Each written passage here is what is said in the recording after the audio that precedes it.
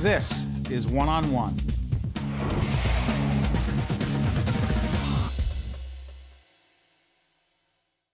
We are pleased to be joined by Larry Downs, the Chairman and Chief Executive Officer of New Jersey Natural Gas. Good to see you, Larry. I'm glad to be here, Steve. Thanks. Part of our very special one-on-one coming together at the Jersey Shore. Most of these shoots are out on location down at the Jersey Shore, but we had Larry in the studio, so we want to take full advantage of this opportunity.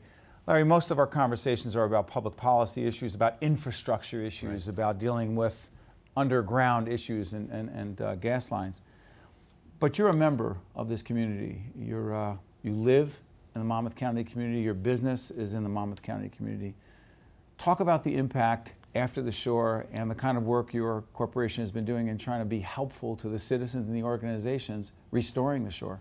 Well, we have a part of our mission as an organization goes beyond just providing natural gas service. It's helping people in the community, and certainly in the aftermath of Sandy and all that went on, there was I think a special opportunity for us to reach out and work directly with the individuals who are affected by this, work with the organizations who are affected by it, because it was something that I don't think any of us had ever experienced before, and people needed help. That's really what it was all about. You know, it's so interesting. Larry was one of his organization, his company was one of the first companies to jump in. The Hurricane Sandy New Jersey Relief Fund, Mary Pat Christie, the First Lady, organized that effort. She tells a story. She was sitting right here on this set, and I asked her how it started, and she said, you know how she says it? She says the governor gave her a call and said, listen, we need someone to head up this fund, and you're it. She immediately got on the phone, and actually people reached out in the corporate community and responded. Yes. Why did so many respond to that call? Well, they saw the need. I mean, we all remember the images of the damage and devastation following the storm. And along with that was the impact on people's lives. And we knew that it was not only a question of financial support, which we did through the fund, but having our people involved in the communities to really help people. Because even today, there are still people, as we all know, that have been affected by this, and their lives will be affected by this for a long time. Larry, make it clear, which communities, your area, your company serves how many people in which areas? About 490,000 customers, but primarily Ocean County, Monmouth County, small piece of Morris. And I think an important point to be made here, you know, here we are almost, 8 or so months after this that went on. This was not something that was just isolated to one area of the shore. It was really the entire coastline that was affected.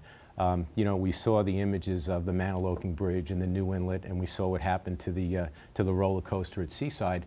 But there were people affected by this, all the way up and down the coastline, up to Union Beach and areas like that. And there's still issues they're dealing with today. As a CEO, I mean, beyond the tremendous need to get the distribution system back in play, and we talked about that on our Raphael Purman, my co-anchor, and I talked to you about that on Capitol Report. Because that's an important, it's not just a public policy issue, it's a service issue, it's a quality of life issue. That's exactly right. But as a CEO, what responsibility do you feel you have at New Jersey Natural Gas to respond beyond that? You're dealing with that. Right. But as a corporate citizen, is there a real responsibility? There's a real responsibility beyond the so-called pipes in the ground. I mean, that's really at the heart of everything we do, and the infrastructure has to be there to serve our customers. But the role that we play, you talk about quality of life, people's health and safety, that in our view goes beyond just investing in infrastructure, because people's ability to really succeed in life and deal with tragedies like Sandy is affected by what we do. But what do you do? Do you say, okay, we have this pot of money and we're going to start contributing? Because there's so many nonprofits. Absolutely. And again, we talked about before, you don't want to start naming nonprofits because you're going to miss one and, why did you mention us and not the other? And that's real. But how do you decide who you're going to give the money to? Well, what we try to look at is the areas that will have the greatest impact on people's lives. I mean, obviously in the aftermath of the hurricane, we were trying to support the Hurricane Sandy New Jersey Relief Fund. We did that by reaching out to our customers. We contributed our own dollars as well. But through our foundation, we're looking at things like education, which is obviously critical. for our citizens, what we will do in our service territory. Not only are we trying to invest in education, but our employees, my colleagues, are out there in the schools trying to work with individuals.